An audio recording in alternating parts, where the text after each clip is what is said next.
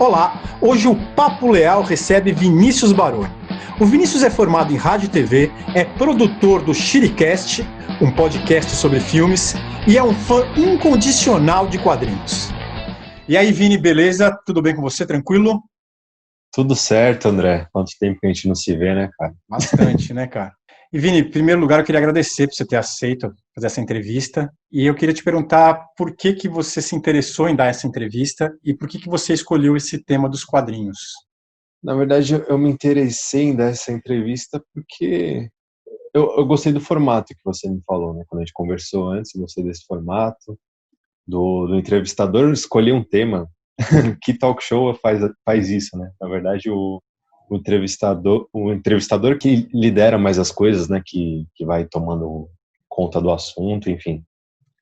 E aí você me deu a liberdade de escolher quadrinhos e, na verdade, escolhi o assunto e eu escolhi quadrinhos e é uma coisa que eu gosto de falar, assim, bastante, sabe?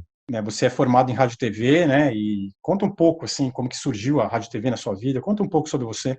Na verdade, eu acho que eu sempre gostei de comunicação, brincava muito de fazer vídeo, editar vídeo quando era adolescente com os amigos meus, mas coisa besta mesmo, sabe? Gostava de gravar também, como se fosse rádio, mas tinha que estudar alguma coisa. Até tentei prestar FUVEST em jornalismo, que era o mais próximo de comunicação que eu conhecia, só que aí não rolou. E aí eu fui fazer curso técnico de informática na época, né, que chamava. E aí acabei fazendo na ETEC, e depois eu fiz no Senai cursos de redes de computadores. Realmente estava entrando de cabeça nisso. E por mais que eu tivesse facilidade, não tinha muito a ver comigo. Eu lembro que até durante o curso eu me destacava mais por ser uma pessoa engraçada, comunicativa e até brincava com coisa de edição também na época, do que informática mesmo, sabe? E essa paixão pelos quadrinhos, como é que isso surgiu? Desde quando isso vem? Desde moleque? Como é que é isso daí? Eu não sei se eu tinha uma paixão por quadrinhos antes. Eu lia muito a Turma da Mônica, acho que faz parte da vida de todo mundo, né? Acho que é Sim. uma boa introdução. Eu tenho uma lembrança bem, bem significativa para mim de um quadrinho que eu fiz quando eu era pequeno, que eu não tinha nem noção muito de que era um quadrinho, que eu estava fazendo quadrinho. Na verdade, era só um conjunto de histórias que eu grampeei e era um quadrinho, né? E era baseado no Batman, só que o Batman era eu, então era o Batman. Meu nome é Vinícius. E aí, todo o meu ciclo de amigos, eu trocava o nome deles. Então, tinha o Charada, tinha um amigo meu que chamava Silas, aí ele era o Salada. E aí eu fiz uma historinha muito besta, mas que é uma coisa que eu tenho, tipo, ótimas recordações. E eu não sei por que eu não segui comprando quadrinhos ou vendo isso, talvez por não ser muito acessível, né? Não é uma coisa que é barata, sabe? Uhum. E aí eu retomei contato a partir dos filmes da Marvel. Sim. Eu acho que foi sei lá, me trouxe de volta isso de herói. E aí, acho que em 2013 ou 2014, minha irmã me deu um quadrinho. Ela comprou, eu tô até com ele aqui, esse daqui, chamado Zumbis Marvel. É da Uhum. coleção da Salvati. E até tem um desenho aqui na borda, que se você junta, forma um grande desenho, assim, né? Sim. Uhum. E a partir desse, eu acho que eu comecei a querer ter o livro físico, né? Para Uhum. levar para qualquer lugar, para reler. E aí eu comecei minha coleção. Quer dizer, hoje você chega a ser um colecionador, assim, você tem bastante material. Na verdade, acho que eu fiz um estoque, porque eu ia aproveitando. Primeiro eu comprava em loja física, né? Mas depois eu percebi que online é muito mais barato. E aí eu comecei a cada promoção que tinha, eu ia acumulando. Uhum. E eu acho que eu não compro mais desde 2018, mas mesmo assim eu tenho coisa para ler. Que você comprou, mas que você ainda não leu até hoje. Sim. É que eu tinha noção que eu ia querer ler em algum momento. Então, Uhum. de repente eu comprava uma HQ fechada, mas que de repente ia ter alguma sequência, então eu já comprava, lia uma, gostava e já comprava as outras, sabe? Você gosta de escrever, Vinícius? Você desenha? Não, desenhava quando era criança, mas acho que quando a gente é criança a gente não tem muito medo de errar, né? Então qualquer coisa é válida, sabe? Assim como o quadrinho que eu fiz. Mas não desenho faz muito tempo. E você tem uma vontade de criar história em quadrinhos, ou alguma publicação, alguma coisa nessa linha? Sim, mas eu gostaria de estudar primeiro sobre isso, né? Porque eu acho que tem uma dinâmica diferente. Apesar de eu ter feito algum roteiro para algumas coisas, mas quadrinho acho que tem uma especificidade única, assim. Você sente que as histórias em quadrinhos, né, as HQs, elas influenciaram de alguma forma as suas escolhas de vida? Não sei se escolhas de vida, mas eu percebo que algumas HQs que eu li trouxeram um conhecimento que eu não sei se eu procuraria em outro lugar, sabe? Uhum. Até você pediu para eu escolher algumas HQs, eu escolhi A Diferença Invisível, por exemplo, que é uma É. HQ que fala sobre autismo. Aham. E eu não sei, tipo assim, beleza, poderia chegar para mim de outra forma, mas do jeito que foi feito aqui, eu acho que eu aprendi muito mais, entendeu? Você acha que quadrinho é coisa de criança? Não, definitivamente não. Eu acho que em algum momento já foi, acho que lá na origem dele, deve ter sido para entreter crianças, mas eu acho que já superou muito isso, sabe? Eu acho que, sei lá, pelo menos desde os anos 80 já se criou uma ideia de que quadrinhos podem ser para adultos. E acho Aham. que hoje em dia a maioria que acompanha é adulto. Os gibis fizeram parte da sua infância. Você falou um pouco da Turma da Mônica, né? Que é um clássico brasileiro, né? E você lia outros gibis quando criança ou ficava só na Mônica? Eu lembro de ler alguma coisa do Tio Patinha, sabe? Desses Aham. personagens, mas não era uma coisa que chegava fácil. Porque eu acho que o mais barato mesmo, de fácil acesso, era da Turma da Mônica mesmo. E eu acho que é isso que entra também o fato de terem muitos adultos comprando, porque não é barato, é uma Sim, mídia cara, sabe? Então, sim. você tem que ter um conhecimento para saber qual que você vai comprar e qual que você vai investir seu dinheiro. Eu sou um cara mais antigo que você, né? Bem mais antigo que você. E eu vendo Ah, uma. É engraçado porque eu tenho um padrasto que ele trazia quadrinhos para mim. E ele trazia muita Mônica e trazia muito Tio Patinhas, né? O Disney, assim. E uhum. ele também tinha um, que eu não sei se você vai conhecer, que se chamava Tex Wheeler. Sim, eu tenho aqui. Então, e a gente tinha uma coleção de Tex Wheeler, cara. E era uma coisa que É. eu lia quando eu era moleque, assim, né? E era, não sei hoje como é que é, não sei se as publicações são novas, mas antigamente elas eram em preto e branco. Não, o curioso do Tex é que fala sobre o faroeste americano, né? Mas é um quadrinho italiano. Sim, é verdade, sim. Achei, pode falar, depois eu E, mostro. e o muito louco do Tex é que ele me levou a assistir os filmes de Velho Oeste. Eu gosto muito de filme de Velho Oeste, assim, muito, muito. Assim, Por assisto, causa do passando eu Tex. assisto, e o Tex foi quem me levou a esses filmes. É muito louco isso, né? Sim. Um quadrinho italiano te levou aos filmes do Velho Olha que Oeste, né? viagem, né? Exatamente. Você tem aí uns. Tenho, vou te mostrar aqui. Isso daqui é da Salvati também, igual eu falei, ele forma uma lombada, eles falam, né? É que eu não tenho, comprei Ele só é os dois colorido, primeiros. Vini? Ele é Dentro? colorido já. Ele é colorido. Vou mostrar aqui pra você. Dá pra Ah, que ver? legal. Não, essa sua edição aí é de luxo. A Sim. edição que eu tinha era papel jornal, né? Era bem, não, era bem tosco mesmo, assim, era bem rudimentar, assim. Mas era sensacional, né? E era outra época, né, cara? Naquela época a gente não tinha essa coisa da mídia, essa coisa de muitas publicações, né? As publicações que chegavam eram muito poucas. Era uma outra coisa que eu lia muito, que ele comprava para mim, não sei se você conhece, era o Mortadelo e Salaminho. Não. É Você brasileiro conhece? esse? Depois, Não. não é brasileiro, mas depois você procura. Era muito louco, eram os dois detetives da tia, não era cia, era tia, que era um trocadilho. E um deles era tipo meio mal-humorado, assim, e o outro se transformava em qualquer coisa. Era muito louco, assim. E um tipo de quadrinho que tem muito e que fez muito sucesso, né, meio que invadiu o mundo, são os mangás, né? Sim. O que você atribui esse sucesso do mangá, assim, principalmente entre o público jovem?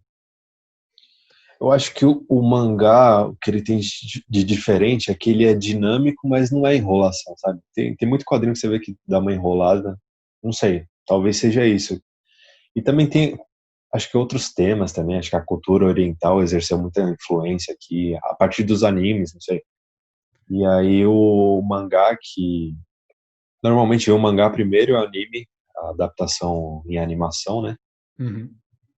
Mas acho que aqui no Brasil deve ter chegado primeiro o anime, então acho que a partir disso a cultura oriental se estabeleceu com o mangá também. Eu tenho alguns mangás aqui, não muita coisa, mas é Você uma coisa que gosta do eu mangá? É uma coisa que você gosto. gosta?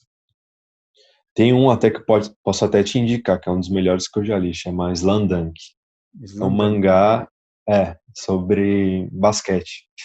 Olha só. Mas basquete no Japão, né? Que não era muito Sim. conhecido, nem tem muita tradição, né? Não era muito conhecido, não. Eu acabei de descobrir quer dizer, claro que existe basquete no Japão, óbvio, mas não sabia que tinha uma entrada assim, inclusive que tinham histórias assim. E o que pode, eu fico imaginando o que pode ser uma história, um mangá sobre basquete, né? Sim. Não, Não, mas acho que a qualidade do mangá é muito pela forma acho que é mangaka que é o nome do escritor, né?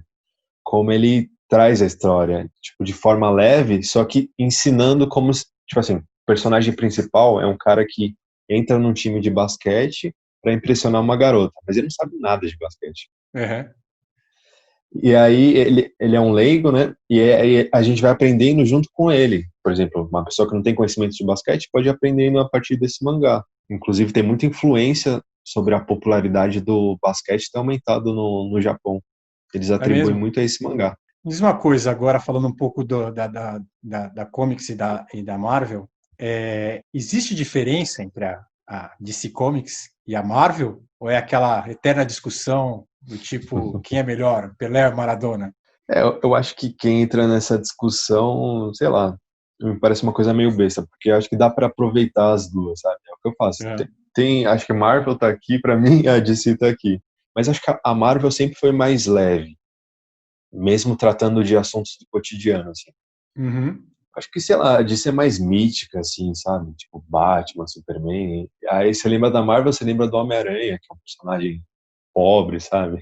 Aham. Tem que batalhar bastante. Então, talvez a diferença seja essa. Até reflete nos filmes, né?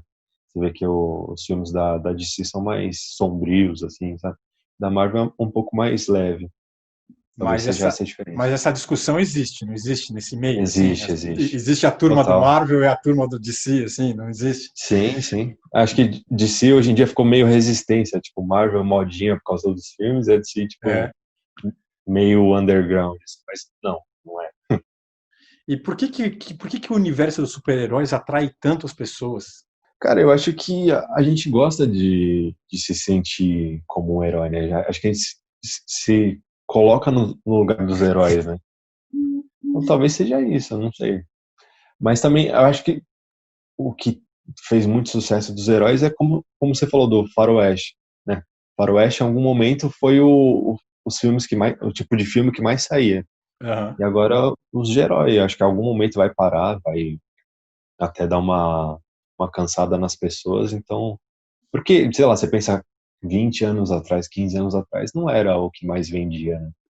Não sei se era mais o que mais vendia, mas eu sei e participei, por exemplo, da questão do Super-Homem, o original, com Christopher Reeve, Uhum, né? Aquilo foi um must, aquilo foi sabe assim, a gente assistia e, bom, eu assisto até hoje, né? Qualquer um deles que passam, eu assisto e aquilo eu fui assistir no cinema e os super-heróis, eles fazem sucesso há muito tempo, né? Eu acho que é isso que você falou, uhum. né? A gente se identifica, né? A gente queria ser um. Vini, que super-herói você gostaria de ser? Cara, acho que eu gostaria de ser o Batman ou o Homem de Ferro, só pelo dinheiro, né? É o nosso, nosso superpoder aqui, mais palpável. Eu gostaria de ser o Homem Invisível. Não, realmente, se for pensar em poder, acho que invisibilidade seria uma coisa interessante. É, não é? Total.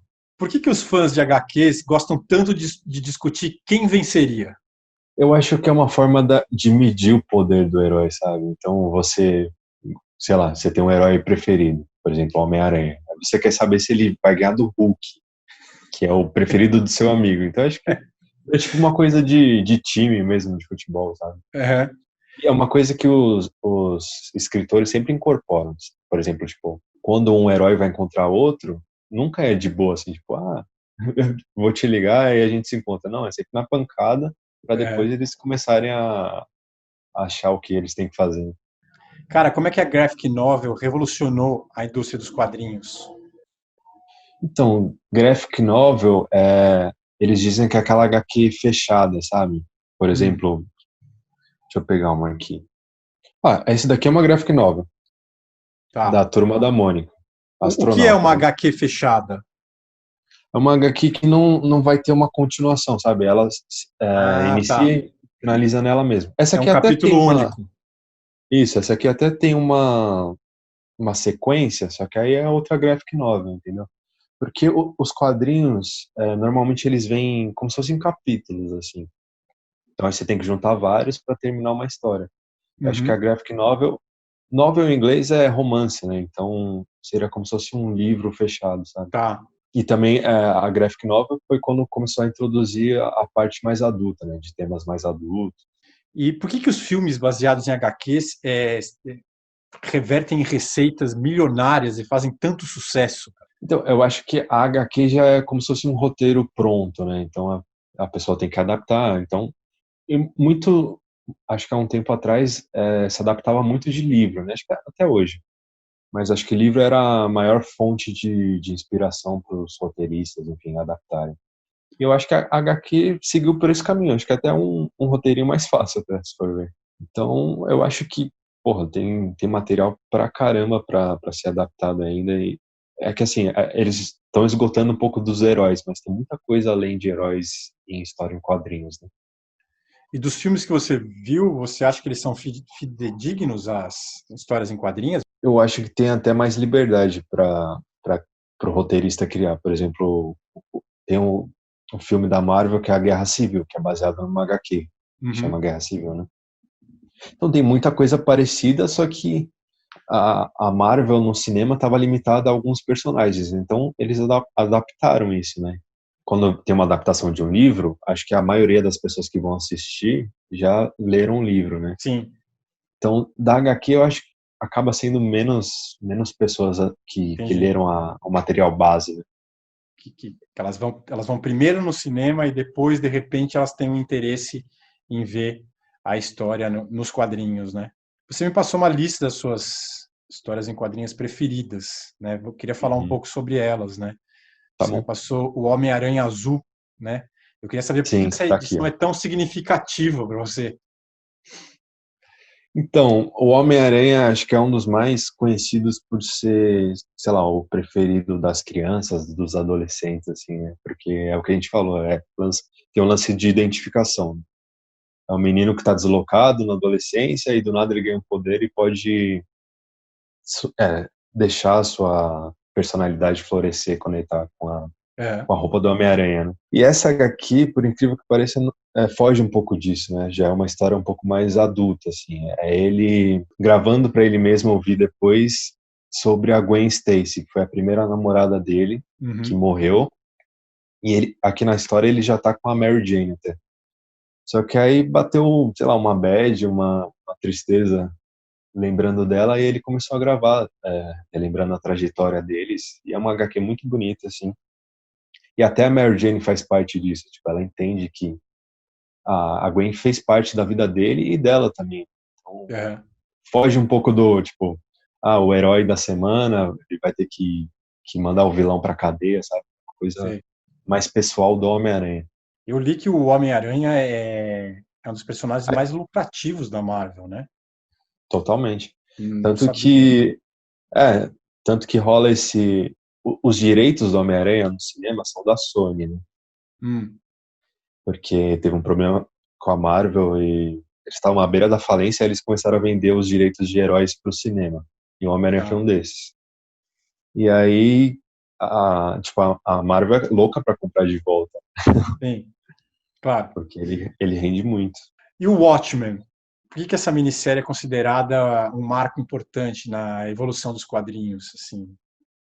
A gente falou um pouco sobre graphic novel e sobre quadrinhos mais adultos. E um dos quadrinhos que fizeram parte disso foi o Watchmen, né? Ele trata o gênero super-herói, que na época já estava caindo no senso comum, assim, tipo, não tinha Uhum. mais o que fazer. Então, o Alan Moore, que é o escritor dele, pegou um grupo de heróis que ele criou do zero, mas baseado em alguns heróis que já tinham. E, sei lá, revolucionou mesmo. Ele tornou uma história adulta, pesada, que eu acho que uma criança não vai curtir, sabe? E é aquele Uhum. tipo de história também que cada vez que você relê, você vai achar uma coisa nova. Então, Eu vi, nessas minhas pesquisas, eu vi, você me falou dessa série, é uma websérie, né, eu acho, ou é um capítulo só, o tal do Maus. então, mouse já vem de mouse, né, que é rato, e Uhum. rato são como são retratados os judeus nessa história, né? Tipo assim, basicamente a história é um filho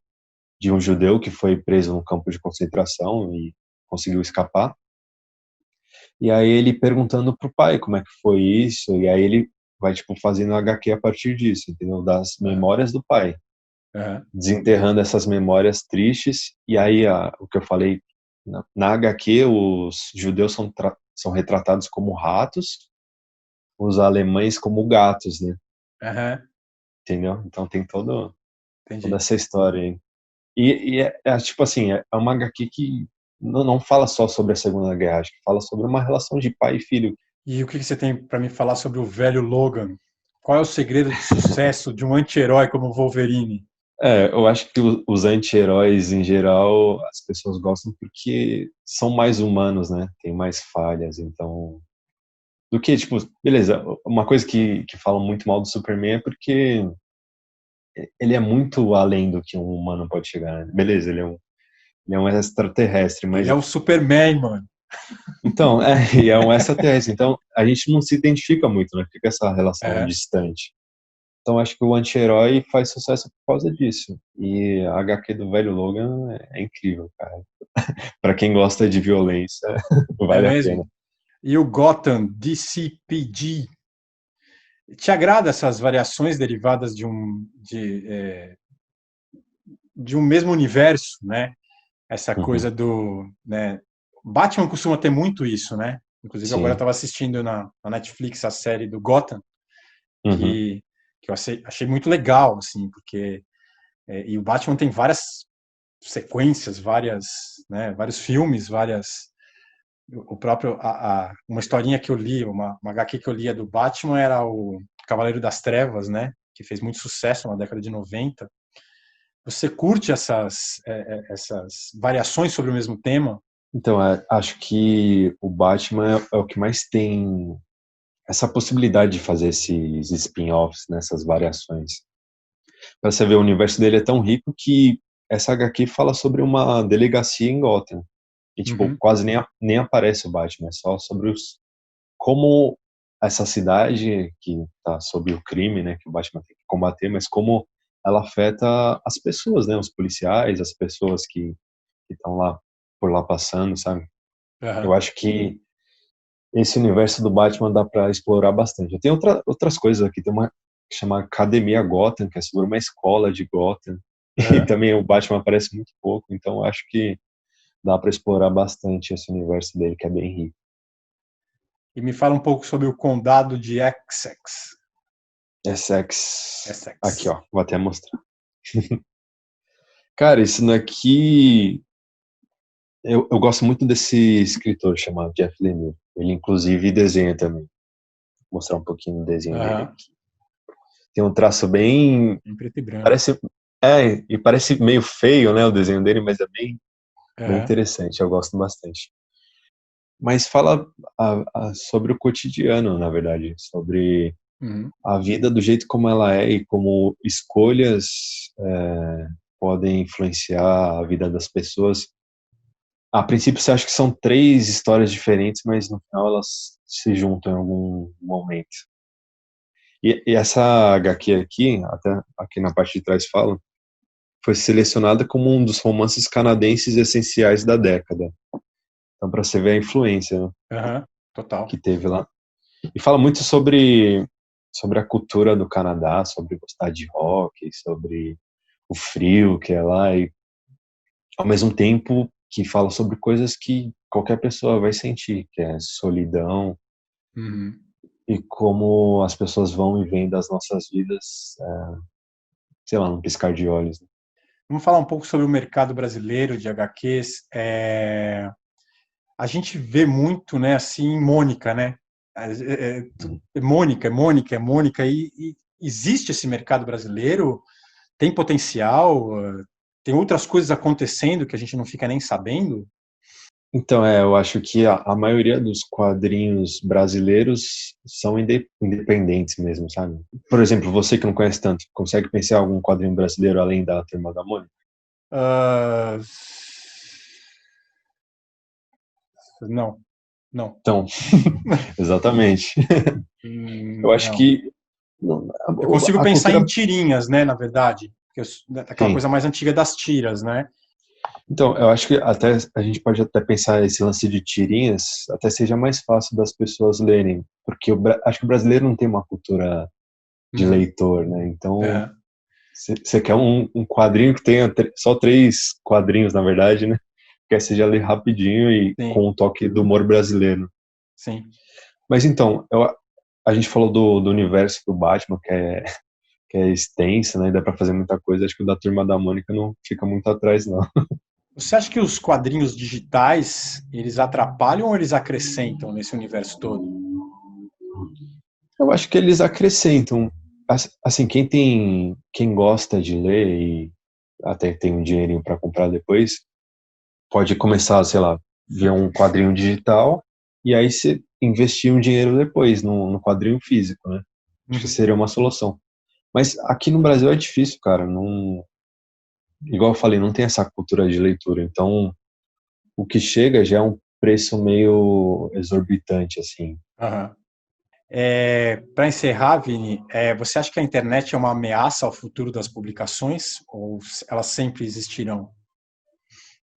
Eu acho que não. Se fosse para acabar, acho que já teria acabado, né? A internet já está estabelecida aí faz tempo, então. E a gente vê que tem muita coisa que acaba voltando, né? Tipo, beleza, já está estabelecida a indústria da música por streaming, só que as Aham, pessoas gostam agora de comprar vinil. aham. Então, acho que as pessoas, por mais que tenham as coisas digitalmente, gostam de ter fisicamente também, né? Sim, eu acho que principalmente o Então, colecionador, né? sim, total. A gente fica o dia inteiro em tela, então é até bom, sei lá, você pegar um livro, pegar uma HQ, para sair um pouco desse mundo, sabe? Mas, Vini, muito bom trocar essa ideia com você, foi legal. A gente falou um pouco sobre quadrinhos. Eu queria que você encerrasse, faça alguma coisa para encerrar. Fica à vontade, só para a gente encerrar aí. Bom, para encerrar, acho que eu posso até deixar uma dica aqui, porque teve uma época que eu já queria ler quadrinhos, só que eu não tinha muita noção de por onde começar. Aí você pensa, tipo, sei lá, você vai numa banca e a HQ do Batman que tem lá é a número 200. Aí você pensa, porra, tenho que ler a 199 antes. É, sim, Então, eu acho que de repente procurar essas graphic novels, essas HQs fechadas, seja uhum, um bom começo, entendeu? legal, Porque eu lembro de ter comprado essas revistinhas pequenininhas e, tipo, tava no meio da história que não fazia sentido nenhum. Então, entendi. sempre comprar essas fechadas. E tem muito material no YouTube, canais de quadrinhos. Tenho 2 quadrinhos é, que é do meu xará Vinícius, que faz um trabalho muito bom. Inclusive, tem dicas lá de como começar, por quais quadrinhos começar, enfim. É isso. Outra coisa que eu queria, que agora eu lembrei, que a gente não falou, e eu queria que você falasse um pouco para encerrar também, a história Claro. do podcast que você está fazendo, né? Eu queria. Fala um Uhum. pouco sobre isso daí. O podcast não é sobre quadrinhos, tá? Sim, não, tudo bem, mas é uma coisa que Não, você está não, só tá para deixar envolvido, claro. né? Que é Claro, sobre sim. filmes, não é isso? Sim, a gente faz um podcast sobre filmes. Até agora tá semanal. Ele chama Shiricast, X, né? Uhum. X-I-R-I, Cast, C-A-S-T. Tô ruim no soletrando aí. Soletrando. Isso, Leandro, para mim. E a gente fala sobre filmes. É um filme da semana que a gente pega para assistir. A Uhum. gente começou com um filme que chama O Hospedeiro, que é um filme coreano, do diretor do Parasita. Uhum. E aí no meu Instagram eu sempre abro para as pessoas sugerirem opções. Aí eu sorteio no final do podcast. E tá rolando, cara. É uma coisa bem legal. E é engraçado que quando a gente se reunia, não conseguia gravar tanto. Mas agora à distância a gente consegue gravar e editar e tá rolando bem por enquanto. Tá vendo? Coisas que a pandemia traz. É isso aí. Obrigado, Vini. Gostei muito do papo. Espero que vocês tenham gostado. Se você gostou, dá um like. Se você não gostou, dá um dislike. Fica à vontade. E se inscreva no canal. Esse foi o Papo Leal. A gente volta na próxima. Até lá. Valeu!